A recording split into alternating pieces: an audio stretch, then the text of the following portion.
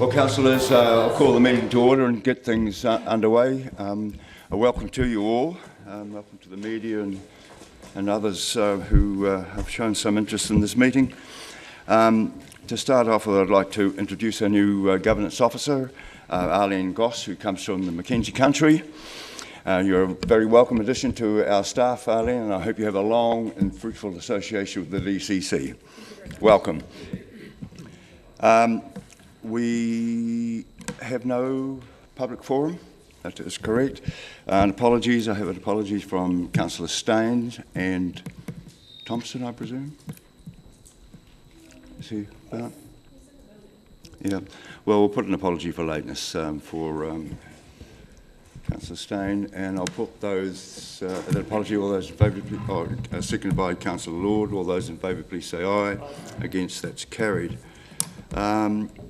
Confirmation of the agenda. Is everybody quite relaxed about the agenda? Don't want to make any alterations, additions? Well, we'll leave the agenda as it is. Item 4, declaration of interest. You all know about that. There's no declaration. We'll just carry on to very quickly Part A items, and here's Councillor Thompson arriving. Sorry? Oh, okay. We do need to move the agenda is confirmed, so I'll put that. The agenda is and seconded by Councillor Peet. Put that. All those in favour, please say aye. Against, that's carried. Part A reports, item 5, 60 summer jobs. Over to you, John, and we'll just take questions and then we'll have a debate if necessary. The item is just for noting, but John is here to answer some questions, so any questions?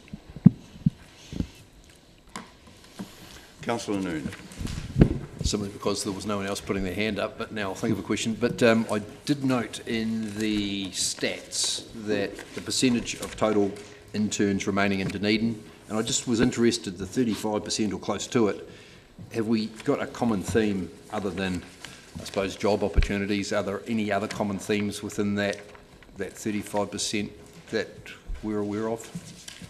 None other than probably lifestyle choices, I think, Councillor. Some of these people do choose to go and live in other cities, and what we're really pleased in discovering through this reasonably comprehensive piece of research was that 65% of those that went through this internship program did stay in the city.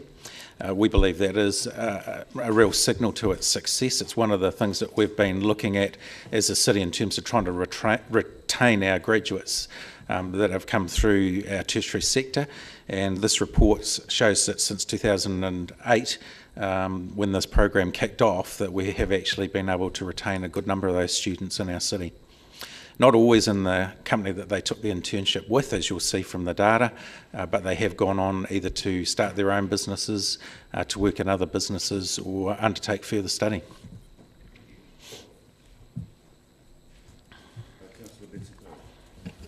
Thank you, Mr. Chairman. It was just in regard to that aspect that's a standout for me in the report.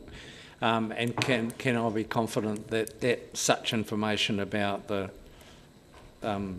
career path of those people involved in the program will continue to be collected? Yes, we're looking at that as part of the overall evaluation for this program as it continues year to year, and would be expecting that.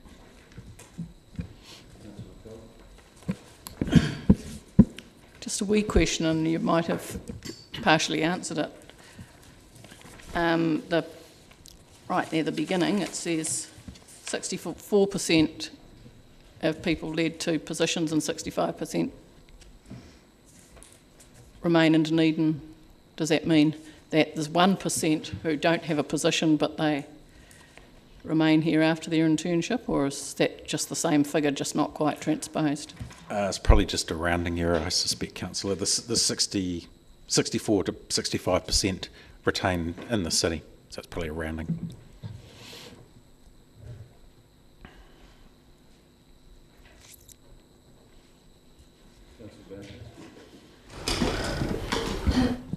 On page 17 of our agenda, in the 60 summer report, it quotes Jones 2008 as being an invalid source specified. Same for McDavitt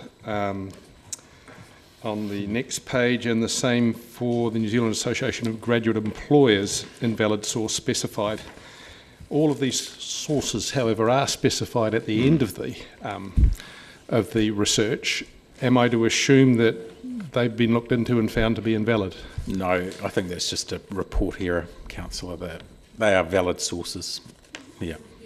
It's a computer link. So invalid source specified in bold should be stricken off. They shouldn't be included. I think it's an error in the way that that's transposed into the council system. It hasn't followed the link. Okay. Can you give me some I'll need to idea of what confirm it that. cost to get this research report by Mr. Michael Prasad? Yes, research cost was $5,000, which we paid to the University of Otago as part of undertaking the evaluation on the program. And Mr. Prasad, in his research, seems to continually state that it's hard to establish the value of interns when it was also hard to establish when the internship started and ended. And in fact, the whole of this research, to me, seems to be somewhat sort of stymied by the fact that he can't get hold of the information that he requires to do the research, that different employers deliver the information in different ways, and that in fact there's very little point to actually doing this research and spending $5,000. Is it assumed that we're going to do the same again next year?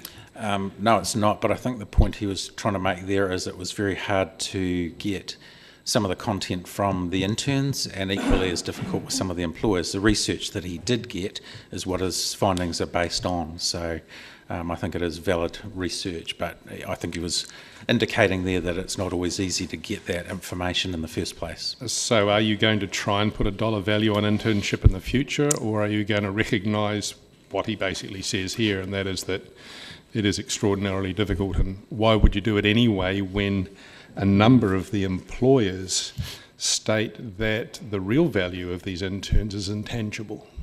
Yeah, look, the report for the last season of 60 Summer Jobs will be coming to Economic Development in the next few months when there's an analysis done on it. That will also include a next steps component, which will be how this is going to be evaluated on an ongoing basis. So we will incorporate some of those questions into the findings of that report when we bring it back. But this report was commissioned to undertake research that had never been conducted before, so that we could validate how successful the program had been since it was started in 2008. We would anticipate being able to capture that data more frequently as each year progresses, using some of the methodologies here, but also looking at ways we can improve on that. So is it your intention to spend similar amounts basically gathering data in the future? No, our intention would be to capture this using internal resources and electronic means, so that it wouldn't need to go through such a comprehensive piece of research in the future. Right. Thank you very much for a complete answer. Thank you. Thank you, Mr. Chair. Look, John, I was just noticing on page 9, table 4, at the bottom of that, it says a sample of the business sectors involved. I'm just thinking that includes 85 of the people that have done it. Why was it not just a whole sample? I'm not sure, councillor. I would have to check with the researcher as to why he only included that. The other thing I note that 37% of those ones still actually work at those companies, so that's quite a significant figure. Yeah, it is. Yeah, it's high. The other question I had was around the outlier, and I realise in the greatest scheme of things, you put one outlier in 30-odd companies and it doesn't make a huge amount of difference, but the suggestion that one of those interns, or one of those 60 summer jobs, produced for that company over $10,000 a day, could that be realistic, do you think? I'd have to check that with the researcher. I find the figure high, but there could be valid reasons why it is, and it would depend on the research or the piece of work that they were undertaking. I'd have to check that. I just wonder if you should bring that person to council if they are that good. It's a pretty good return though, right? That could be too. Yeah, thank you, Mr. Chairman. A question too around table 4, and I'm assuming it's an error of some sort. I'm just trying to figure out how. Under food and beverage primary production, there's been 1 intern, of which 4 remain with the company at a rate of 36.4%. So even if the 4 and the 1 are around the wrong way, that figure doesn't add up. So that just might be something worth looking into. Thank you. And the 65% figure, is that interns that remain in Dunedin as of the conducting of this research? So some will have been here for 7 years post-internship and some for 1. Yeah, that was 60. My understanding is that there's 65% of those that could be contacted that were still in a position in the city. So it's possible that in the interceding years, some may have stayed for 4 or 5 years, but have been counted in the 35%, and similarly, some may have left for a time and come back and been covered in that. So I'm just wondering if those kinds of questions were investigated as part of the research brief, or any intention would, or whether there's an intention to try and get a better gauge on those kinds of figures. Yeah, I think as we look to capture this more regularly, we'll be able to get a better understanding of that. We know 1 in 2 people that go into an internship program end up in a permanent position immediately after the internship.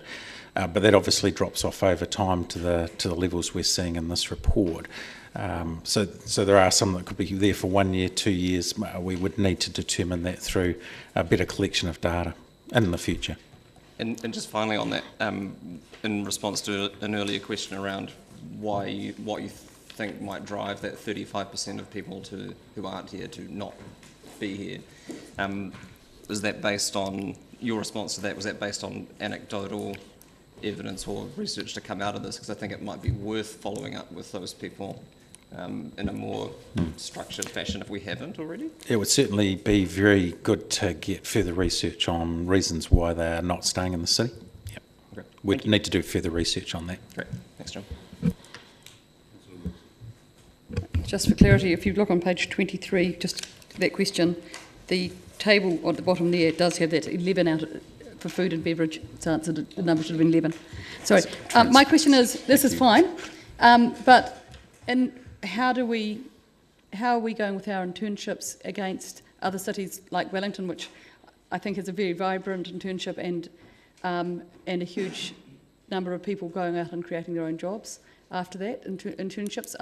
And so I'm getting a nice feel for this in Dunedin, but I don't have this benchmarked against any other city and how well we're doing. And is that the next stage of the approach? Yes, certainly is one we could look at. I'm not sure if this internship program is mirrored anywhere else in the country. There's probably very, very similar ones we'd need to investigate, but I think for the different types of programs that I'm aware of that are run through various institutions, this success rate is quite high. So we've obviously got something that is working for this program. We just need to check against what other cities are running to see how that compares. Yeah, and the other part of that is, again, it looks really good, but I'm not quite sure that it gets down to the granular detail as to why people are staying. And interestingly, you use the term that it's lifestyle choice that some people might be leaving for.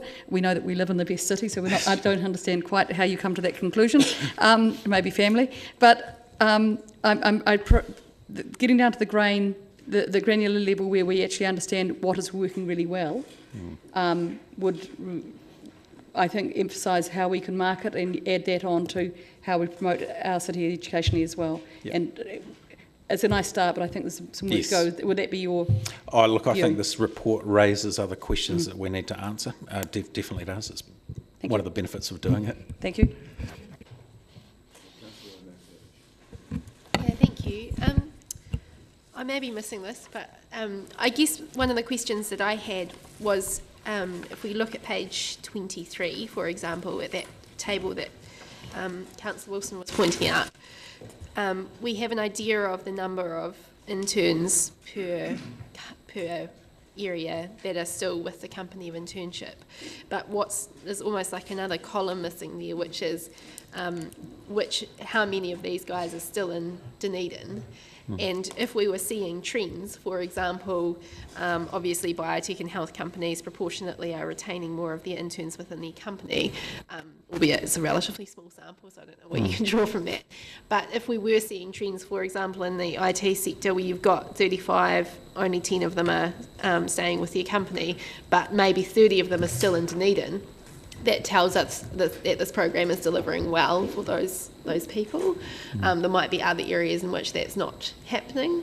Or it's maybe that it's delivering well in some ways, but it's not retaining them in Dunedin, and therefore there's some additional information there that we could mine around why it is that they're not staying. Was that work? I mean, clearly that work was done. It just wasn't translated into this report. Is that right? Yes. Yeah. So that will be available information to you guys. You could look at that and. Yeah, I'm sure we can still get further details from the researcher around some specific questions. Yeah. And yeah, as I say, this report does raise a number of questions for us, and also likewise the Greater Dunedin partners who will be evaluating if they are to fund it again in future. Where are the areas of priority for that funding, and how can we maximise its return for the city? Yeah, okay. All right. Well, good to know that there's more information there. And I just reiterate the point that Councillor Hawkins made around, it's great that the questions here have been asked to get this baseline data, but actually what's probably going to be more informative is having in-depth conversations with those that have left to find out maybe what could have been different that may have made that a different choice for them. Yeah, thank you. Yep, I can follow that up, Councillor. John, just a question that I've got on page 9 under the sample of business sectors involved. There was one in engineering. Now, given that we've had an engineering cluster in the city for a long time now, I don't know, probably 10 years, maybe even more, it was disappointing to see there was just the one intern there. Have you got any sort of reason for that at all, any explanation? Because I thought the engineering cluster was quite strong in the city, and I would have thought there'd be more activity there. Yeah, look, obviously the program started off as being primarily for the ICT sector, and we're seeing over more recent years that that's expanding out into some new sectors, including engineering, and I'd expect that number over time will increase. So it may be that they've just not been involved in the program to date, and that they're starting to now have an awareness of its availability. The one other one. You talk about the companies who've reported losses having an intern. We're all satisfied with both their company needs being met. So it's not only a financial return you're looking for. These people were saying we didn't make money out of them or to get a financial return on them, but we still felt that they were worthwhile. Now, that's another way of measuring it, and that doesn't seem to have been measured other than sort of anecdotal comments. We know that there was 93% of businesses expressed a very high level of satisfaction with the program. So we would see that as being equally as valuable as the return that they get from the interns that are working from them. Okay. And the one that Councillor Lord raised earlier could well have been that intern may have been working on a very specific contract. So if that piece of contract work had ended in a significant result, it very well could have been at the sum that you were seeing indicated there. If there's no further questions, John, just before I open it up for debate, if indeed there is any debate.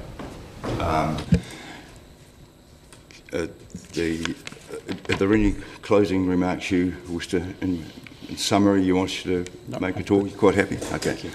Oh, well, then it is open for debate. Councillors, you've got a resolution there to be noted, but are there anybody who wishes to make any comments at all? It's been moved by Councillor Calvert and seconded by Councillor Wilson. If there is no debate, I'll put that. All those in favour, please say aye. Aye. Against? That's carried. Thank you very much, John. Okay, moving on to item 6, page 33, the project China update. And we have Zhang Hui and Ross Gray here to speak to this particular paper. You're going to come up to the table, Ross, or are you just going to... Ross is the next paper. Oh, the next paper, sorry. Okay. Good afternoon, everyone. Welcome, Hui. Oh, thank you. You can make some opening remarks if you wish. Essentially, we'll start off with the questions in a moment. Yeah. So, yeah, my name is, I have been in this Project China coordinator role for 12 months. This is the report. This report shows some of the jobs I have done for the last 12 months. So I'm happy to answer any questions about that. Thank you.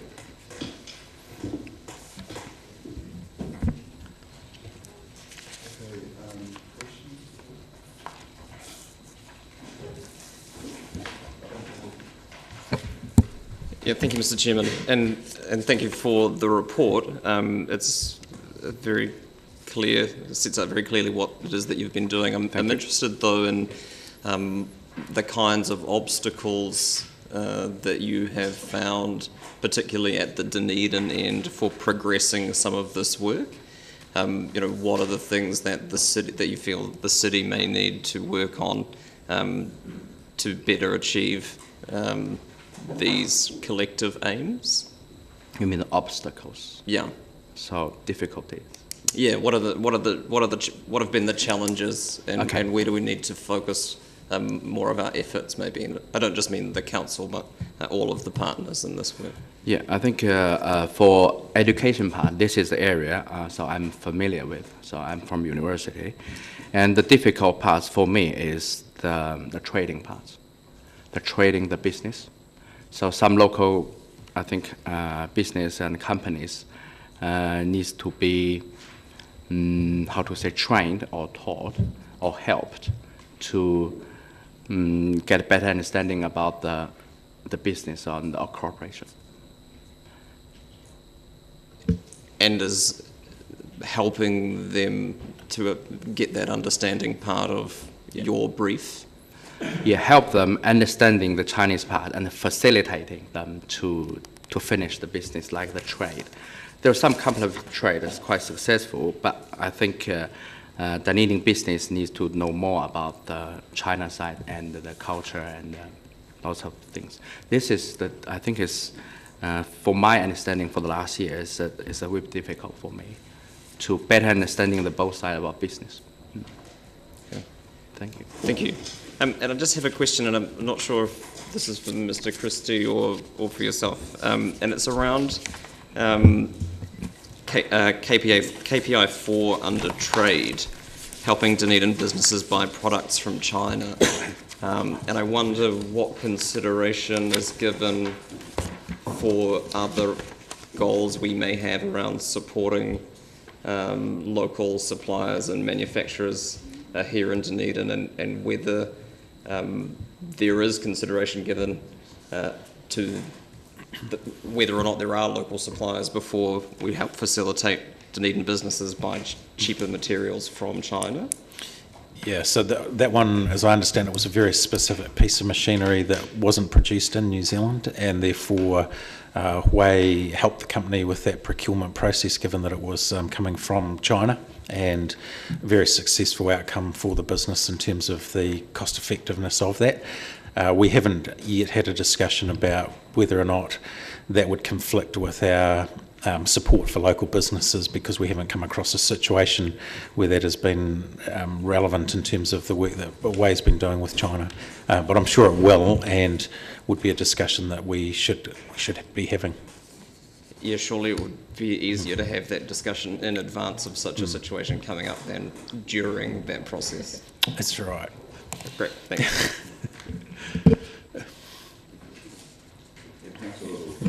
Yeah, John, I just noticed on page 34 of the report the schools that have visited.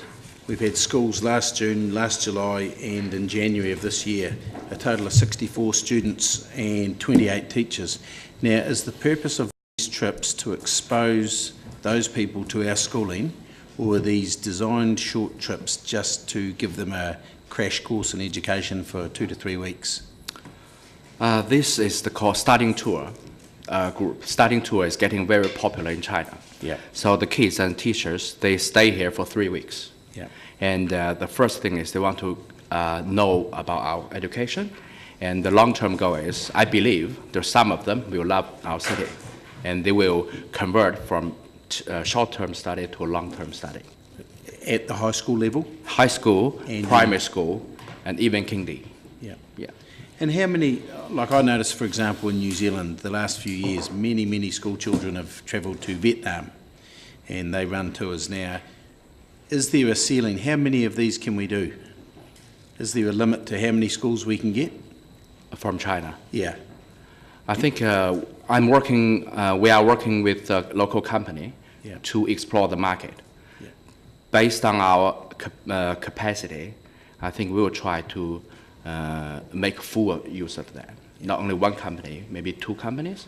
I think studying tour is a very important part of our city for promoting our city. So the student will stay here, will know the culture, will love the city. And I heard quite a few requests about thinking of moving to language center for a foundation for our. This is like a good start. Thank you. Thank you.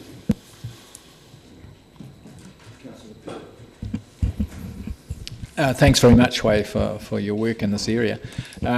I too had a question about the study tours. The last intake in January this year was 24 students and 12 adults. The 12 adults were not studying here. Were they escorts, or what were they doing? They stay here, and the local company help them travel around the city and help them to attend some activities school organized. And apart from that is shopping. Yeah. So I think they gave the parents are very important. They have a better understanding of our city culture and the education, the schools. They attend lots of. They can go to the class to listen, the class to see how it goes. The feedback is very positive. Yeah. So the parents, I think the local company mentioned to me, they show strong interest to get more students coming here, and some of them will turn to high school. The numbers and the values are increasing. Yeah. And do you think we're at a takeoff point with this, or have we passed that? Are we likely to see just an increase or so? I like to see increase. So I'm working closely with the company to get more studying tour group to China, to Dunedin. Yeah. Just on terms of general tourism, you're working away at that at tourism products and other ways. Is that an area you see that would have potential for increase in the future? Like Chinese people visiting Dunedin? Tourism, studying tour is a very special tourism category.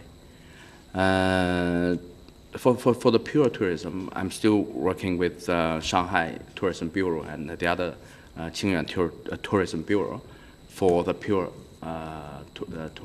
tourists. But studying tour is a special one, so it's under that. But this is the one I'm quite keen or help to do that. Yeah. Thank you.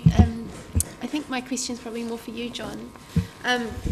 This report sets out the activities in the areas of education and trade, but my understanding of our sister city relationship is that there are a range of different areas in which we're working, one of which has recently been added around environmental management and sustainability, but there are also the issues around, or the areas of work or partnership around things like arts and culture and heritage. This doesn't cover those. Is that because the role of the Project China coordinators doesn't make connections in those areas, or is there another reason for the fact that they're not in this report? I think in answering that, it's early stages in some of those other projects. Hui's been working on the ones where we've got the highest degree of interest and level of activity currently, and I'd anticipate, as Enterprise Dunedin has now got a coordinator resource around Aratoi and also around food resilience, that we'll be starting to bring in some of the other aspects of their work and how that can relate to Huawei's portfolio with China.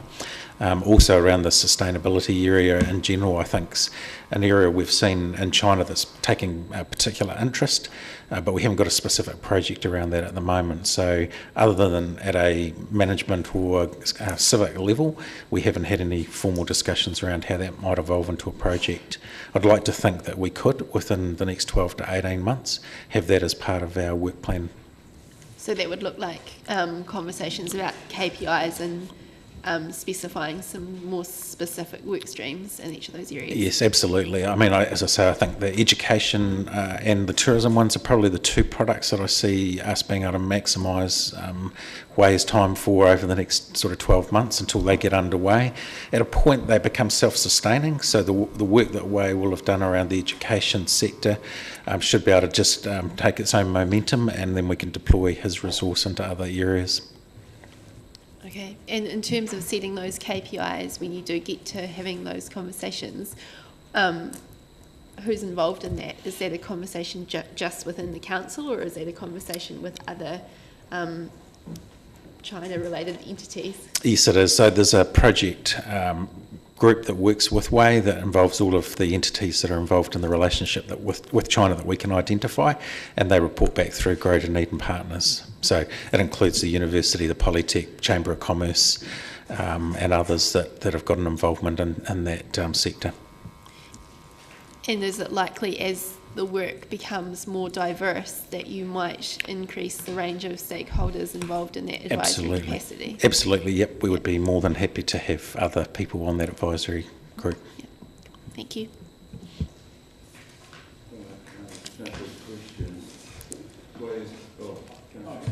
I'll move the committee notes. Is there anyone saying something at all? Yeah.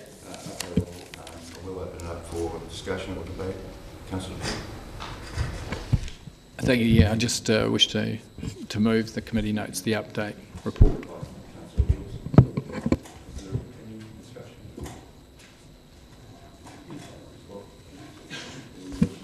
Could I just make, I think this is a very comprehensive outline of some of the work that Huawei's been doing, but I would additionally note that some of the relationships that are, if you like, sub-sister city relationships and sub-friendly city relationships are going on independently of council.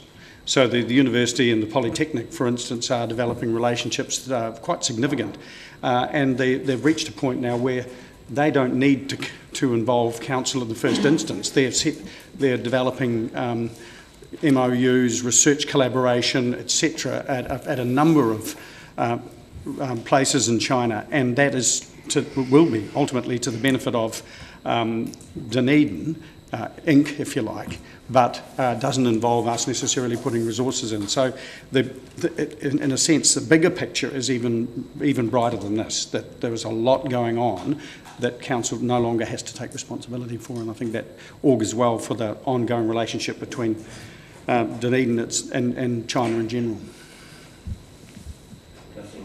I just want to query off, Dave, were you meaning this is stuff that we started that is now carrying on by itself, or they're just working completely separate? In a sense, we were in the room when the relationships may have started, but for instance, the Polytechnic has moved from relationships in Shanghai and relationships in Qingdao to now they're developing a relationship in Dalian, which we haven't had anything to do with, but we were in the room when they started on the journey. And what I'm pleased about is that our institutions here are, in a sense, autonomous. They're working on very productive relationships without the need to come back and hold hands all the time.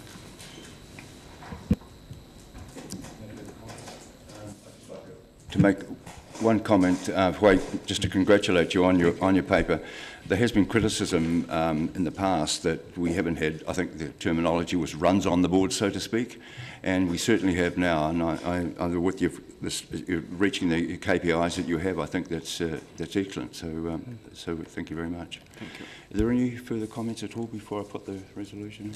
If not, all those in favour please say aye. Against, that's carried. Thank you very much, Wayne. Thank you.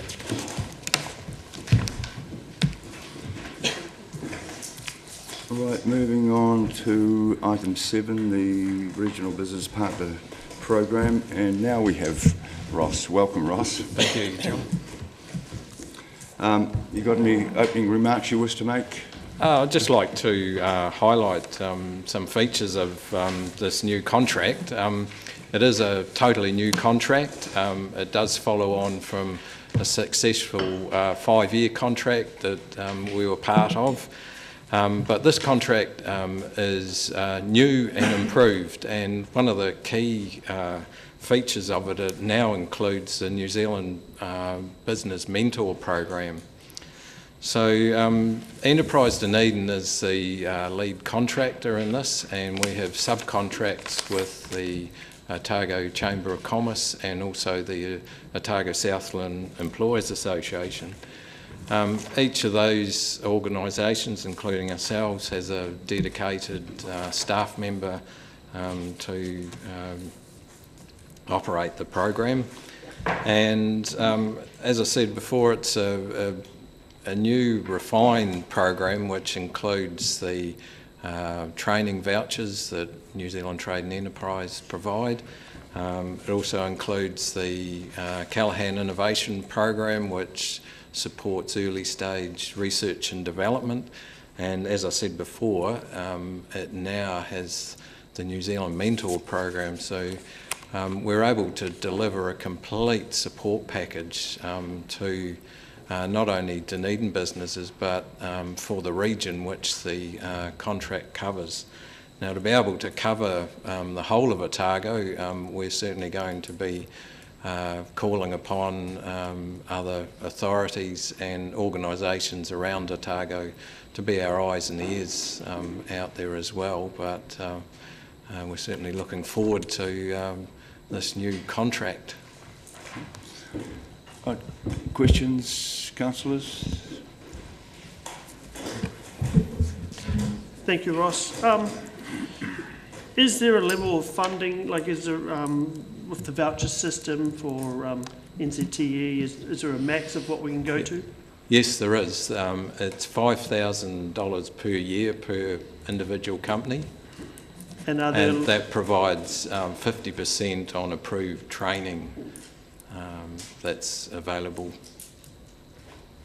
So do you have the ability to issue 100 of these, 200 of these? We get allocated initially a year a dollar value of 120,000, but we can go back towards the end of the year if we allocate all that, and there is generally each year the availability to gather some more. For instance, I think last year there was about 180,000 went out in vouchers. Yeah.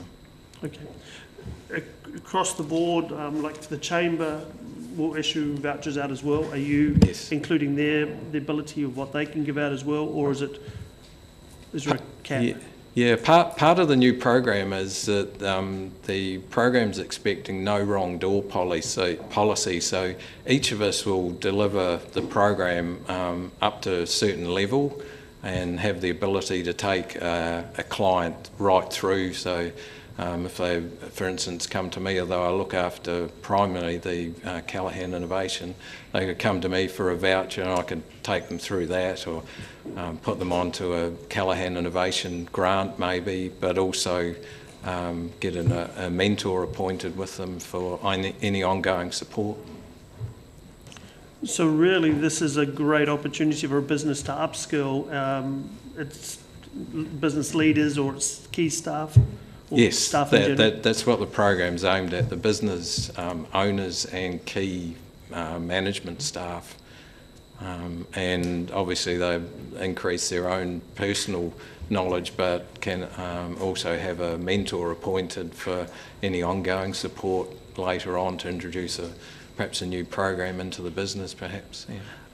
For example, if someone picks up or run me through, someone comes to you and says, I want to go and do a course, what generally in the past have been the courses that have, or programs that you've funded? Well, firstly, we take them through an assessment, and that generally identifies any shortcomings and perhaps areas that within the business that may perhaps need a wee bit more support.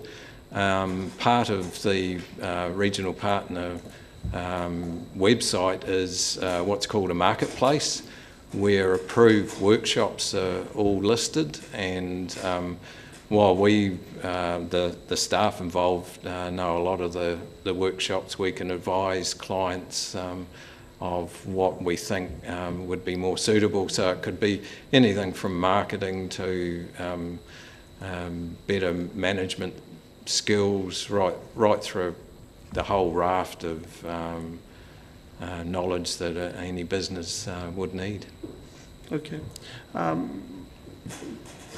Are we getting that information out to the businesses? Are we getting a good take up, or do we need to do more in this area? We certainly will need to do more, and the organisations that we're contracted to have been going through a bit of a rebranding and are looking at ways of supporting the regional partner program. So the program our new contract only started on the 1st of January this year. So we're sort of waiting to some degree on the new collateral and branding and support that will come out of Wellington. But we're out there already talking to business, and I'm already dealing with a couple of Queenstown clients today, for instance. So there's a pretty good vibe going on with this program? Yes, already, but we certainly need to lift it up another notch as well with the new contract. Okay, thank you.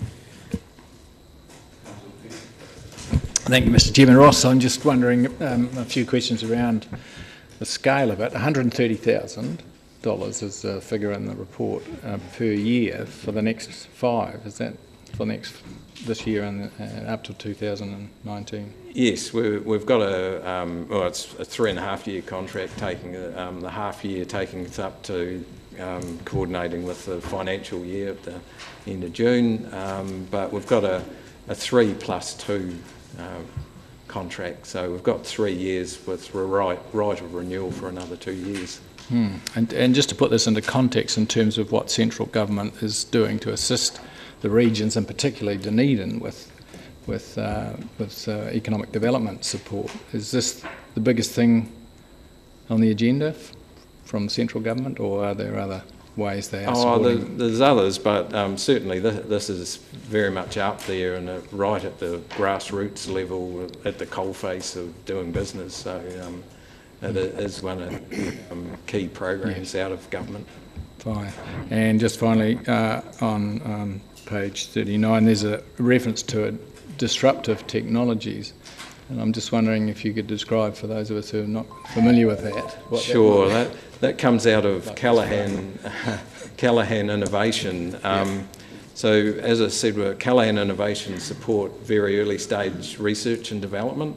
What they won't fund is what could be seen as business as usual. So if a business is expected to make a bigger, brighter widget, it won't cover that. But if it's a totally new concept, right outside what the business would normally be doing, or they talk about disruptive technologies, it's something brand new out in the world. So leading edge, yeah. So it's not necessarily negative. No. It's a positive. No, yeah, definitely, yes. Thank you.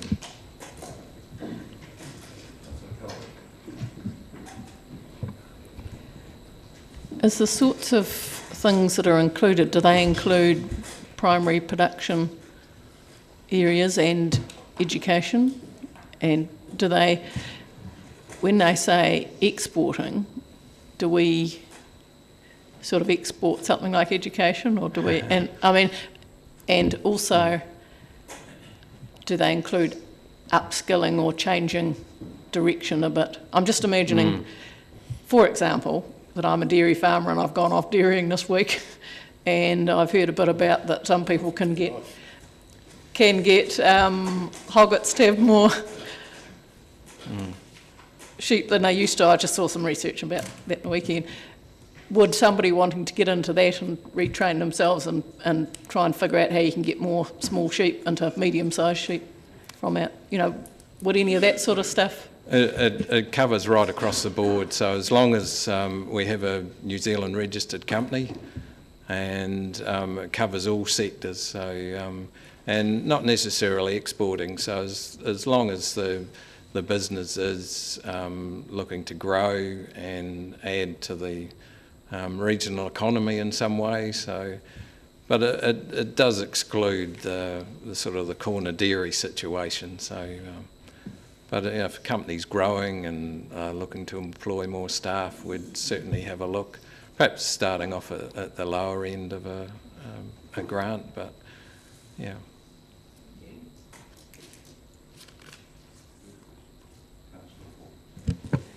Yeah, thank you, Mr. Chairman. You mentioned that the limit is $5,000 per company per year. Do you need to be a company to access it, rather than, for example, a not-for-profit business that was operated under a charitable trust? For the voucher program, yes, but there is part of the mentor program will support charities under the charitable trust status. Is there any particular justification for making that distinction that you're aware of? Not that I'm aware of. I presume government's investigated that, and yeah. That's very charitable of you.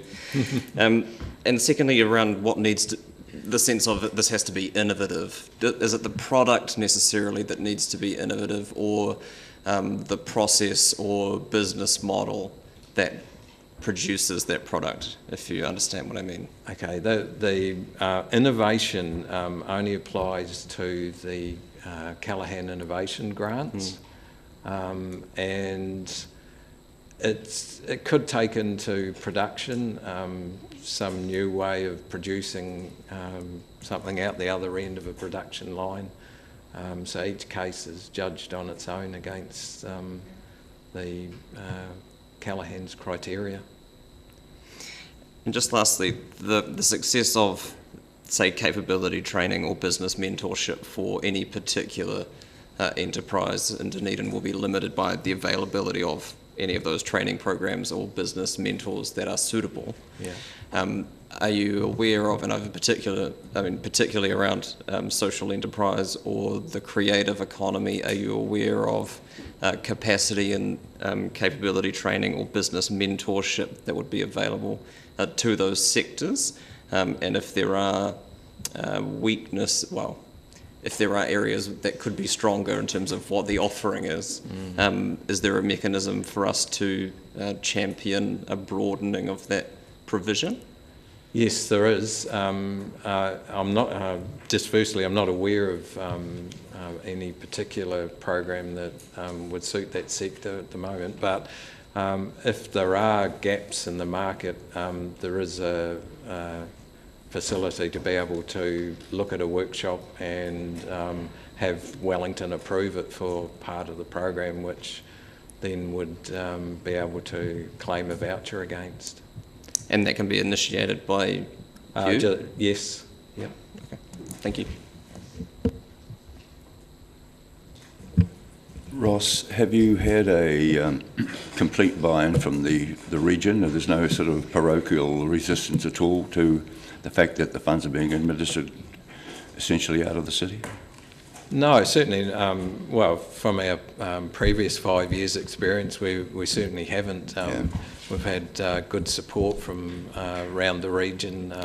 As many clients come from Queenstown, Central Otago, right around the region, depending on what their needs are. So, yeah, there's certainly been no problem with working with Dunedin. Yeah, that's good. Yeah. No further. Oh, sorry.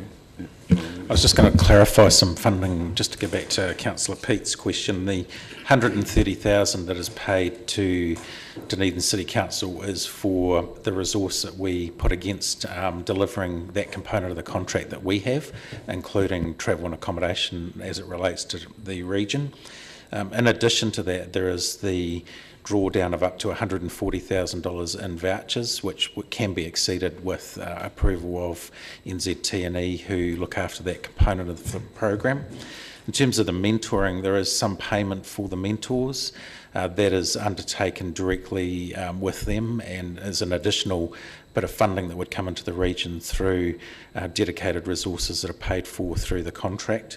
And also Callaghan, which is unlimited in the access that we can get to funding that relates to that. So for us, there are some capped amounts around the vouchers and the resource that we deploy against it. To a certain extent, there would be around mentoring, although I'm not aware of any cap to that service. Where it is unlimited is in the Callaghan grants, which is the area that we would see has a lot of potential for us to grow, and gives us that ability to draw down as much of the government funding as we can get. That's subject to having projects come forward from the business community that want to draw access from that fund, and we work with them to achieve that outcome, but it is somewhat dependent on them wanting to go into that program.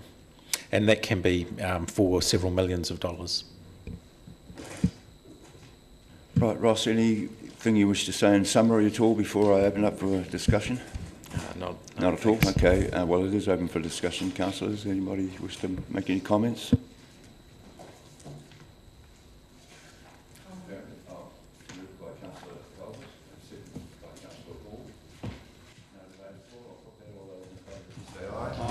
Against, that's carried. Thank you very much, Ross. That's good. Thank you. Good work. Cheers. Okay, item 8, items for the chair. Anybody got anything at all that they're unhappy with? Councillor Calvert.